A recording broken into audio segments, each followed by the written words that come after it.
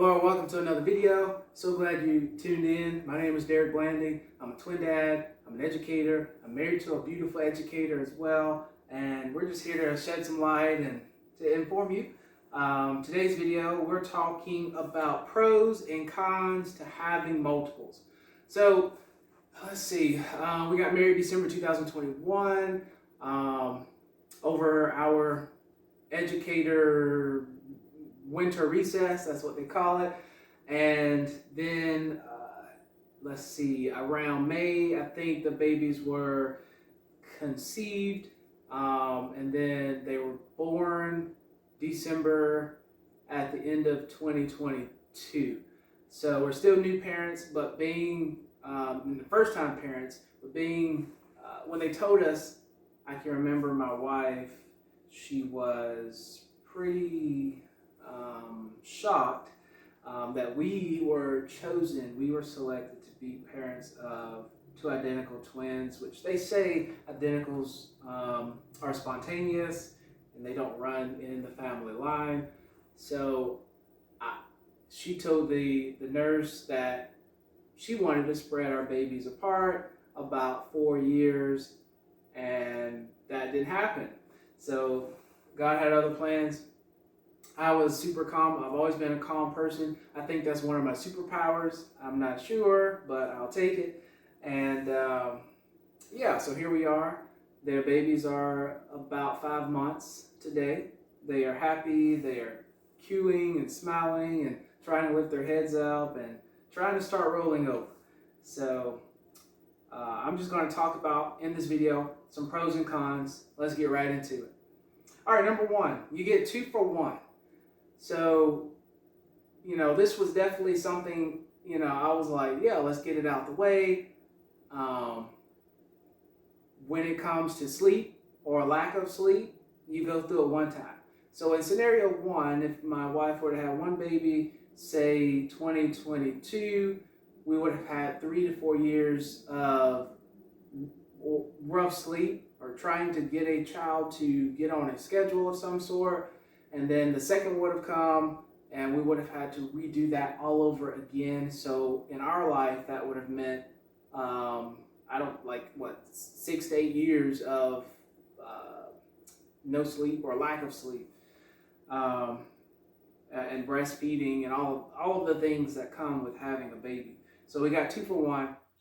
We're knocking it out the park. It's going very well. We're very blessed in that regard.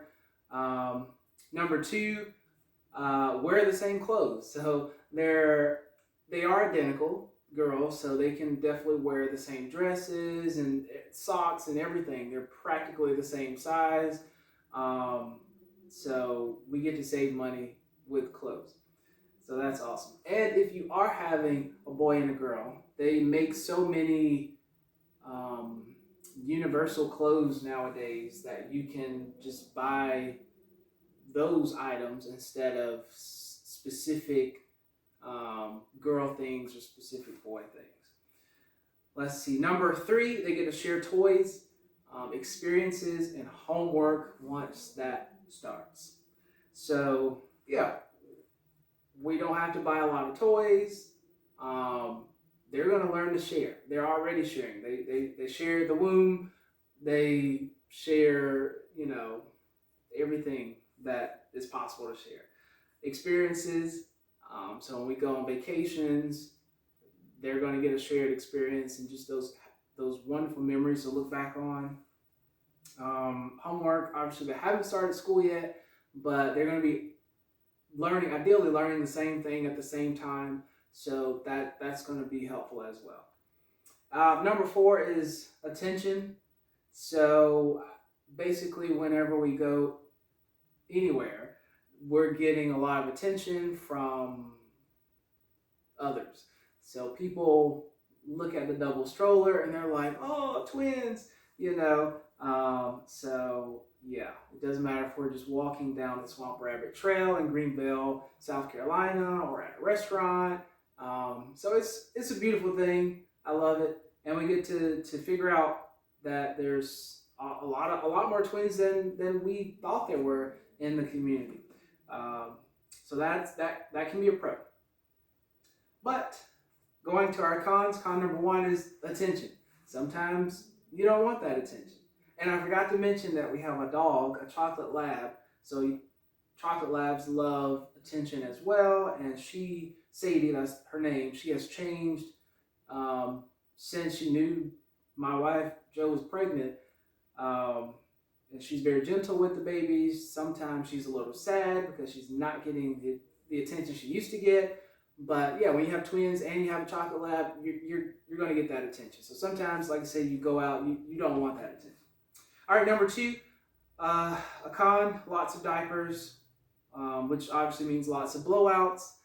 I have been traumatized a couple times, but I do what needs to be done.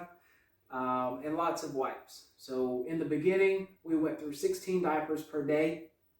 16 diapers per day. Just because you're feeding and changing every 3 hours. So yeah. Con number three, lots of formula. So yeah, if you've never had a baby or been a buyer of baby things, you probably don't know the expense associated with being a baby parent or caregiver. But formula is expensive. So it can range from $16, $17 all the way up to like $45, $60. So we buy Kendamil, which is at Target, and it is $33, $34 a can, and a can will last us with 2 babies about a week. And obviously, as they grow, they're going to be eating more. So taking that into consideration as well. The smaller cans would last us maybe like 2 to 3 days. And this is while my wife is also breastfeeding or breast pumping as well. So yeah, if she were not breast pumping, then it would last even shorter. All right. Item number 4 is the time to feed. So once again, when we came home with the twins, you're feeding and changing every 3 hours. My wife was on a pump schedule, I think every 4 hours, I'm not really sure. And so she didn't really have a lot of time to herself. So like I said in the previous video, having a hands-free pump definitely gave her some more time. And then once the babies got a certain weight, we were able to stretch their feeds to 4 hours. So at nighttime, they're like doing about 5 to 6 hours now. So we actually get a pretty good night's rest. They're on a good schedule, which I'll talk about that schedule in another video. But I don't want to prolong this video. Thank you all for tuning in. Thank you for being a supporter. Thank you for going back and streaming other videos because those do take time and energy to make. I love my babies. I love my wife. I love God. And I love all of our fans and supporters. I hope you have a blessed and prosperous day. Until next time, goodbye.